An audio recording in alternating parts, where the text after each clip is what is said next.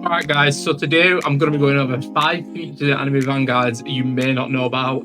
Some of these you might know about, they've been out a few updates, some of them are new to this update. So watch the video to the end and please drop a like and subscribe if you find any of these tips useful.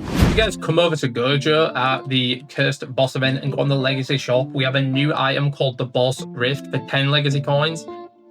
This lets you access any boss event in the lobby, so you can do any of the boss events. So I can see this being particularly useful for people who wanting to evolve Gojo and Sukuna, because then you'll have access to the Sukuna boss raid at all times. So make sure if you need a certain unit, maybe you want to go for Saber, make sure you head into the Legacy event shop and grab some boss rifts. So they actually made daily rewards actually usable now.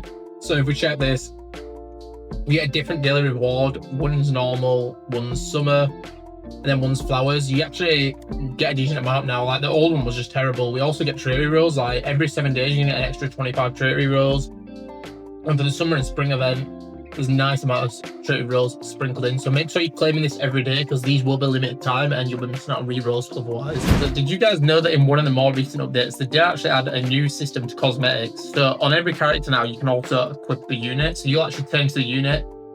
I don't know where Weatherpot's stand is here, because I know there is a way to get the stand. Actually, you can do this for any unit. It's actually pretty cool. Unfortunately, Vanguard Song Jinwoo doesn't look that great because you just Song Jinwoo. I mean, it still looks pretty cool. So yeah, this is awesome. If you have got a newer unit like Escanor maybe, definitely go ahead and do this. Equip his cosmetic and you'll just look awesome.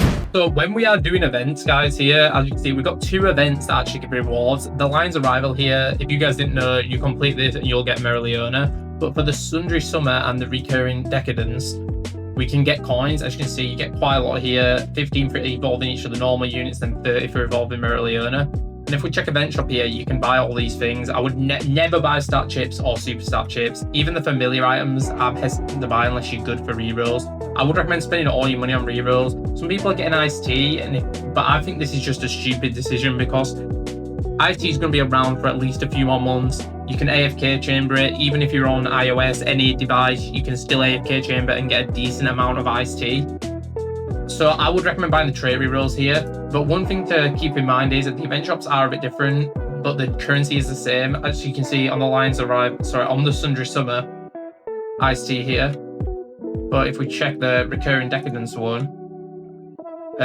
you can get just trait rerolls and then the shiny treasure, which guarantees a shiny unit. So if anyone's looking for shinies, I guess you could go for this. I personally would rather have 40 trait rerolls than 1 shiny unit. I think this is the low-key waste of coins. The main thing about this is you can farm these for the next 6 days as much as you want. If you complete 25 stages, you're going to get 20 of these coins, which is 20 rerolls. So go ahead and do your bounties every day. That'll be 10 of the stages for this. This is a great way to get quite a bit of extra rerolls. It isn't limited how many you can buy, but the time is limited. So I would definitely recommend, do not spend on iced tea. Spend these points on the free rerolls. Okay, so the last tip is going to be a little bit more general. We're going to be mainly just talking about the upgrades area. I'm just going to go over a few features that you guys might not know or ways to use the features. So the first one is for stat transfer. What I would recommend doing is use exclusive units, because they can transfer stats to pretty much every unit. What you want to do is you want to get a few of these, take them into Infinite or whatever, and just get like 4 or 5 of them, get them max takedowns and roll them. Try to get Zs and Ss. So this way, when you get new units, then you're going to be able to instantly transfer them over the Zs over and get the Z plus stats when you evolve. The other thing was, make sure you take advantage of Synthesis over here, the second button. You can craft any evolution item.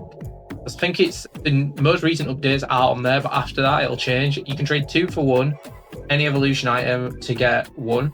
So if you can macro evolution items or farm them, you're going to be able to use them different evolution items to make any other evolution item. It's a very underutilized feature. It can save you a lot of time when grinding.